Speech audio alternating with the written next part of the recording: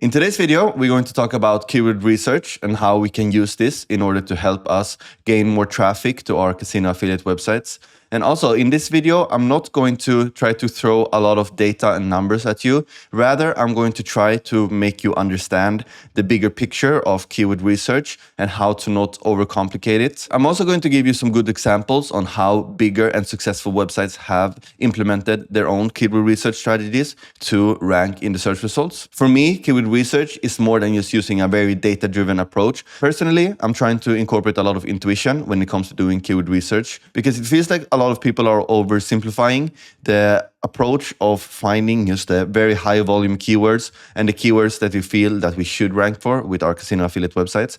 And it might be a bit harder than that because we are in a space where the competition is very high. So we actually do need to have some finesse. We need to adapt to certain strategies in order for us to actually get some traffic. And this is even more important in the beginning when we just get started because it's nothing more demotivating than it is to build your first casino affiliate websites. You have all of the deals in place. You build a website that you're really proud of, but then you don't rank for anything and you don't drive any traffic because you're not targeting the right keywords. So hopefully in this video, I can help you with this. And I've been in this space for almost 8 years now, and I've been building a lot of websites, and I've done a lot of things wrong, but I've also managed to learn from these mistakes, and I have managed to rank for both keywords with lower competition and for keywords with higher competitions. So yeah, hopefully you will enjoy this video and stick around for until after the presentation, because that's where I'm going to go in and give you some examples. So yeah, keyword research strategy for gambling affiliation. And here you see I'm using the word gambling affiliation instead of casino affiliation. And the reason for this is because I'm going to title this video Keyword Research Strategy for Gambling Affiliation, because I have a lot of videos on my YouTube channel that I mention casino affiliation. So this is one of my own opportunities to hopefully rank a bit in the YouTube search results for gambling affiliation. So just a side note there. So if you're completely new to keywords and what keywords are basically the phrases and words that people are putting into the search engine when they are looking for a result, which pretty much just speaks for itself. So let's say you want to find a casino bonus. You go to the search result and you basically paste in casino bonus or something similar. It could be best casino bonuses. If you are very a bit more niche, maybe you want to find the best casino bonuses for blackjack or best casino bonuses for slot machines, or whatever it might be. It could also be targeting a country, which is pretty normal in the casino industry. For example, best casino bonuses in Canada or best casino bonuses in the UK. And obviously we are taking advantage of knowing exactly what people are searching for. And we are putting this inside of our content on our websites, on the pages that we want to rank. Because keep in mind that when we are doing keyword research, we're doing it on a page specific level. So we basically decide that we want to put up a new article or a guide or a blog post on our website. And then we have to decide what keyword we want to rank this page for, not the whole website. We can also rank one page for multiple keywords, but it's very good to keep one keyword as our main keyword for our page, and then we can incorporate other long tail keywords into this page. In a couple of slides, I'm going to talk about topical authority and how we can manage to convince Google that our website as a whole is the best suited for the searchers when it comes to page-specific results also. And when we want to find keywords we want to rank for, we can use a bunch of tools. For example, we can use Google Keyword Planner. It says Google Keyword here, but it should say Google Keyword Planner. We can use Ahrefs, which is one of my favorite tools. We can use SEMrush, and we can also, obviously, like I mentioned before, we can use our common sense and intuition. Something I didn't mention here, but we can also use competitors in order to find keywords to rank for. Let's say there's another website that is ranking for similar keywords that we have, but they're also ranking pretty good for other keywords that we can basically steal these keywords and try to outrank them for these. So understanding keywords is pretty basic, and this is what everything comes down to, because we need to prove to Google that we are talking about the queries or the information that someone is looking for. So every keyword has a search volume and every keyword has a keyword difficulty. And search volumes are basically the amount or the volumes of searches made for these specific keywords. And keyword difficulty is how hard it is to rank for a keyword. And keyword difficulty comes down to how many other websites are trying to rank for these keywords and how strong are these websites, like how much do Google like these websites, how long have they been around, and how many backlinks do they have, and how strong are they in their authority, basically. So what we need to do here is that we need to find the balance between search volume and keyword difficulty. For example, we do not want to rank for a keyword with low search volume and high difficulty, but we want to try to find keywords with a higher search volume and a lower difficulty. And in the beginning, obviously, we want to try to find keywords with lower search volume, but also lower difficulty, which is something I'm going to talk about in the next slide. And this is something that is very important, because if we are a completely new site and we're trying to rank for keywords that are very hard to rank for, we're basically not going to see any traffic. And if we don't get any traffic, we don't give Google the chance to assess the traffic that we're actually getting. We don't give them the chance to analyze how people are interacting with our website, if they like our website, if they stay on our website, and similar stuff like that. We also have something that is called search intent. And this is something that is very important, especially when we talk about volumes, because a keyword can have huge volumes, but it could also be a keyword that is not really worth ranking for. A good example could be, how old is Eminem? If you go into any of the tools showing volumes for these keywords, the volumes are probably going to be huge, because a lot of people want to know how old he is. But you don't really need to go to a website in order to find this out, because Google is going to give you the answer in the search results. So even if these keywords have huge search volumes, they're probably not going to bring that much traffic to the websites that are ranking for these keywords. I also classified it into informational, navigational, and transactional intent for keywords. A good example for an informational keyword could be how to do something. And these keywords are important, but they're probably not going to make you that much money, because people that are searching for these keywords might not be very interested in, for example, making a deposit or finding a bonus or finding a casino to play at. They're more looking for information on how to do something. And transactional keywords are keywords where the searcher is way more likely to make a transaction. For example, it could be looking for the best casino bonuses. And navigational keywords is something that is, according to me, is something that is in between informational and transactional. So we need to keep this in mind when we are looking for the keywords that we want to rank for. Because if we only rank for informational keywords, we're not going to be able to monetize the traffic that we have. But on the flip side, transactional keywords might have such a higher competition. So we can leverage using informational keywords in order to drive traffic to our website. We're going to show Google that we are a website that is good and that we are giving a lot of good information. In this way, we can show that we have authority on the subject that we're talking about. So through ranking for informational keywords, we can gradually start to rank for transactional keywords as well. But here's also the other part about search volumes and intuition. For example, if we go to a tool and we look at the search volumes and we go for the keyword, for example, no deposit casino bonuses, we can see that the competition is super high, but the search volumes are amazing. So we really try to rank for these keywords. But then we come to figure out that a lot of people that are searching for no deposit casino bonuses, they are looking for casinos that can give them free bonuses. And if we are only giving them information about casinos that are giving free bonuses, they are way less likely to make a deposit for these keywords. And usually when we work with casinos, we only make money when we can send a depositing player. So ranking for keywords such as new casino bonuses or live casino games or best online casinos are way stronger than ranking for keywords such as free spins, no deposit free spins, free bets, free bonuses. So yeah, I think you understand what I mean, that a keyword, just because it has high search volume, doesn't mean that it's a good keyword. And then we also come into the content that are actually displaying when someone comes to our website. For example, if we have a website about no deposit bonuses and we don't have any offers listing no deposit bonuses, this is something that I see a lot on websites, that they are ranking for no deposit bonuses, but when a visitor comes to the websites, they don't really offer any no deposit bonuses.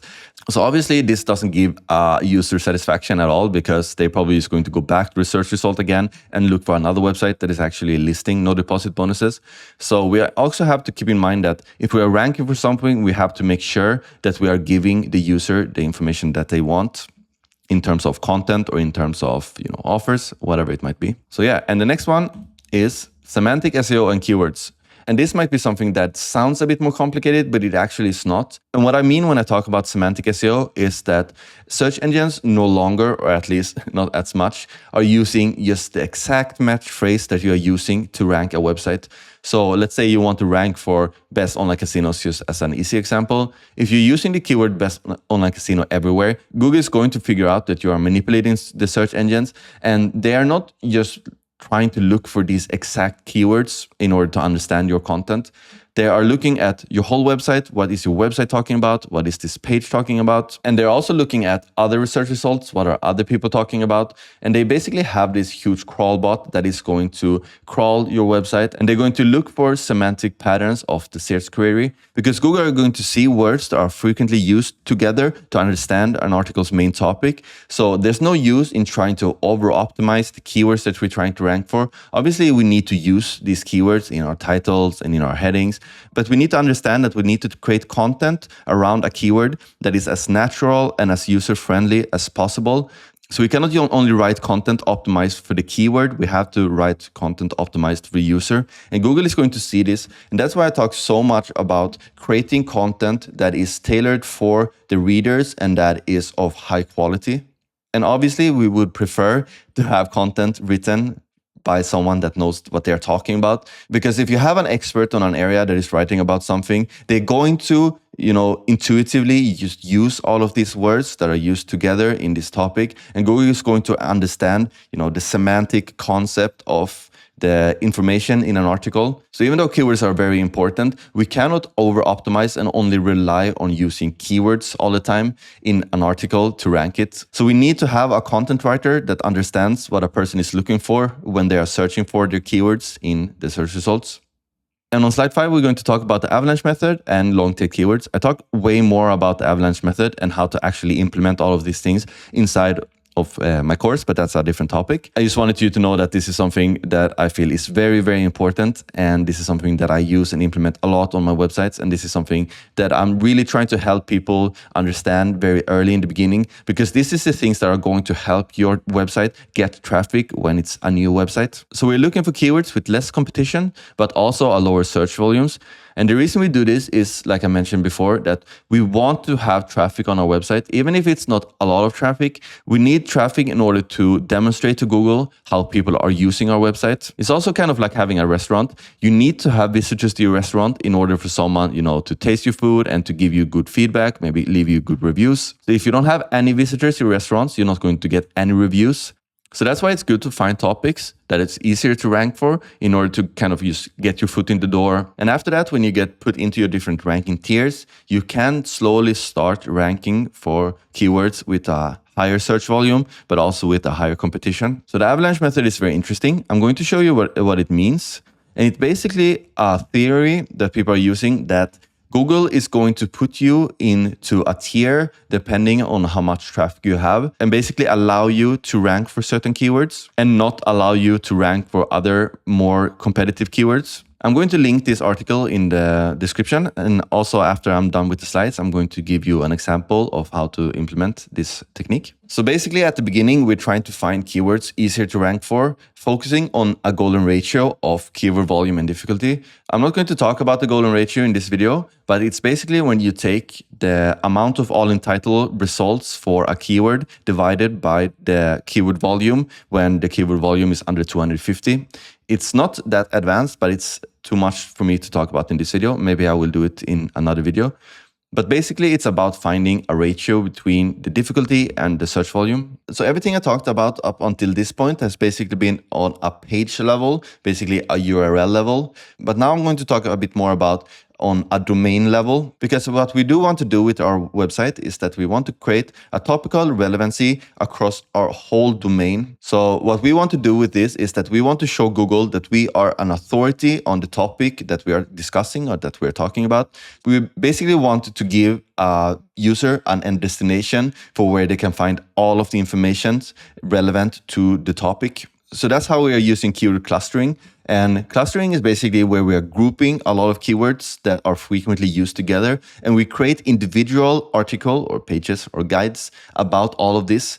So we can have a whole category on our website about casino card games. And under this one, we can talk about the different card games that exist. We can talk about blackjack. We can talk about, poker. We can talk about, the Texas Hold'em. So all of the content we are creating on our website is basically assisting and pushing all of the other contents we have on the website up. And there's many ways we can show Google that we're doing this. And one of them is creating a silo structure. It's also in examples I'm going to show you later, but a quick example could be that we have casino bonuses, and under that we could have, best casino bonuses for slot machines. We can have no deposit bonuses. We can have free spin bonuses. So we basically create a structure and a plan for our whole website in order to help pages support each other. So in a silo structure, it's very common to create bigger pillar posts, and then after that, creating supporting content to basically push this post up. So let's say we want to rank for esports betting, and we want to create a huge page about esports betting. So after we created this page, we can create multiple other articles about esports betting, but with lower competition keywords that can help our topical relevancy in this topic and further push this big page up. Other strategies we can use in order to help push this big page up is by interlinking from these smaller pages to this page. And this is how we create a silo structure. I'm going to show you this also in my example that is coming now. So for here, for example, we have a website that is called gambling.com. And they are ranking for best betting sites in the UK. But if this website was completely new, they would never be able to rank for best betting sites in the UK because this is a very high competitive keyword. So what they can do when they are completely new might be to try to rank for other types of betting keywords. Maybe it could be, horse race betting. Because this keyword is probably a lot easier to rank for, best horse racing betting sites in the UK. So if they notice that this keyword might be easy to rank for in the beginning, they might focus a bit more on this. And after that, they can start focusing on keywords with higher search volumes. But if they only create one article about best horse racing betting sites in the UK, they don't really show Google that they have any authority on this topic. So what they can do also is that they can create a lot of supporting content for this, which they have done also. And you can see here that they have articles such as how to pick a Grand National winner, how to pick a winning horse, what is lucky 15 bet. So this is what they've been doing here, that they try to rank for a lot of these easier keywords here. They're also trying to rank for the bigger keywords such as horse racing betting. But obviously the end goal is to rank for the best betting sites keywords. But they kind of realize that they cannot rank for this immediately. So all they've been doing is that they've been pumping out so much content to create a huge website with a lot of topical authority. And this is something that they've been doing on all of their topics. It's pretty interesting. Go to this website, gambling.com, and see how they've been doing it with their silo structure, because they have a lot of guides. They have a lot of easy to target keywords. They also have the huge keywords here. Best casino sites, new casinos, highest paying casinos, fastest withdrawal casinos. But they also have these other keywords that are easier to rank for. Like Omaha Poker, for example, might be way easier to rank for than, for example, best poker sites. So this video, like many other videos on my channel, is not to hold your hand and teach you how to do keyword research, rather get you in the mindset of what you need to be doing and what you need to be looking for in order to succeed with getting traffic to your website. Because keyword research comes down a lot to trial and error and testing and doing, because we're not going to rank for every keyword that we're trying to rank for. My own experience has been that, let's say I have a website with 50 pages, usually I get at least half of the traffic to my website from maybe 5 of these keywords and 5 of these pages. So we're basically shooting with the shotgun, and we're trying a bunch of keywords and we kind of see what sticks. And then after a while, we kind of get into the mindset and we learn which keywords is working for us. And then we try to use double down on these keywords. So yeah, I hope this information was valuable to you. And if you have any questions, just ask me in the comments down below and I will answer anything. Yeah, you can also book a free 15-minute call with me in case you have any questions. You can find the link in the description. Okay, have an amazing day. Thank you so much. Bye-bye.